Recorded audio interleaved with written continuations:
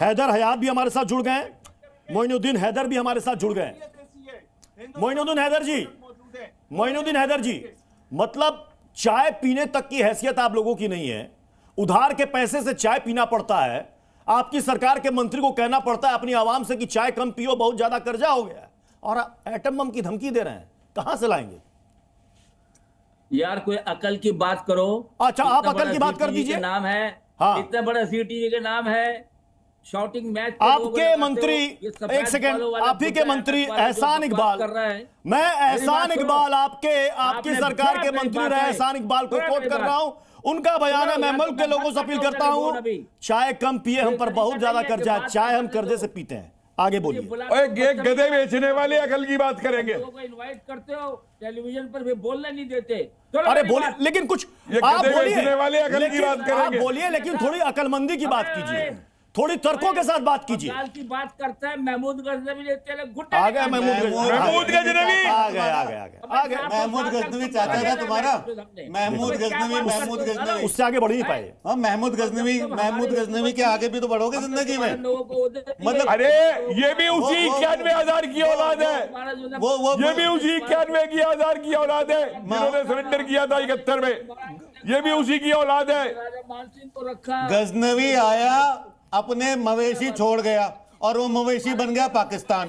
मतलब आप कुछ तो इल्म की बात करिए। कुछ मैं पढ़ रहा था, आप कुछ ब्रिगेडियर कैप्टन कुछ थे आप फौज में। अगर ये फौज की हालत है, इतनी इल्म का इतना ये सूखा लगा हुआ है आपके यहाँ, तो क्या करेंगे आप? भाई साहब, मतलब हूरों का इंतजाम करवा लो, वहां पे जन्नत में इमरजेंसी डिक्लेयर हो गई है, रिटायर्ड हूरों को भी वो वापस बुला रहे हैं।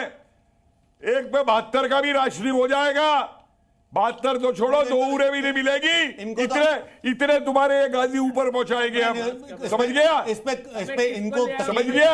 इतने गाजी ऊपर पहुंचाएंगे, तुम्हारे उरे नहीं मिलेगी एक को भी। इनको तकलीफ नहीं होगी, राशनिंग की आदत हो गई है पाकिस्तान, कुछ खाने को है नहीं, कुछ पीने को है नहीं, अब पानी भी नहीं मिलेगा। तो मुझे लगता है हूरों की राशनिंग में आपको तकलीफ नहीं होनी चाहिए, क्योंकि कौम को इसलिए तैयार किया जा रहा है आपकी कि राशनिंग में रहे। सवाल आपके बड़े इंटेलेक्चुअल से पूछना चाहता हूं। नंबर 1 बात मुझे बताइए कि गुजरात में कत्लेआम जो हुआ था जब सीएम थे मोदी साहब, चीफ मिनिस्टर थे। अरे अब तो तुम्हारा कत्लेआम करेंगे, अपना मुल्क नजर नहीं आता, इनको क्यों कर रहे हो? अब तो तुम्हारा कत्लेआम करेंगे। खुलेआम कहता हूं मैं टीवी चैनल के ऊपर, तुम जैसों का कत्लेआम ही इलाज है, समझ गए?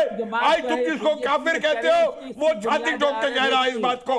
आप लोगों ने हिम्मत करके देखो अब तुम्हें कहां पहुंचाते हैं। अभी तक वही आपके, अरे तुम देख रहे हो तुम्हें कहां पहुंचाते हैं। कत्लेआम की तुम बात करते हो, सारी दुनिया को तुमने तलवार के मैं दिनेश नैन सर आपके पास आ रहा हूं। ये पाकिस्तान की तरफ से तुम्हारे कायर थे तुम्हारे बाप दादा। अगर आपने पानी बंद किया तो सांसें रोक देंगे, तलवार से डर के मुसलमान बन गए ना तुम, दरिया में खून बहा देंगे। एक इनके मंत्री, रेल मंत्री कह रहे हैं कि 130 परमाणु बम हमने हिंदुस्तान के लिए रखे हैं। अरे कायरों की औलाद हो तुम। इनके पूर्व आर्मी चीफ कहते हैं कि साहब पाकिस्तान की सेना के पास 3 दिन से ज्यादा लड़ने का दमखम नहीं है, टैंक में डीजल नहीं है। ये कौन सी धमकी बना फिरता है?